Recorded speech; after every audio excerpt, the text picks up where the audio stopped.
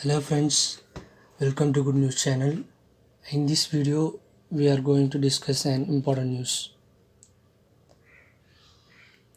The 435.5 kilometer long bullet train service developed by China with a huge investment is operating in Tibet from today.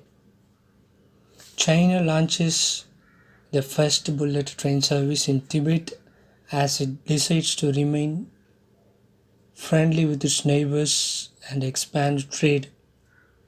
Bullet train route from Lhasa to Inchi, which is being launched today, is part of a larger bullet train project to connect Tibet with China's main commercial city of Sichuan.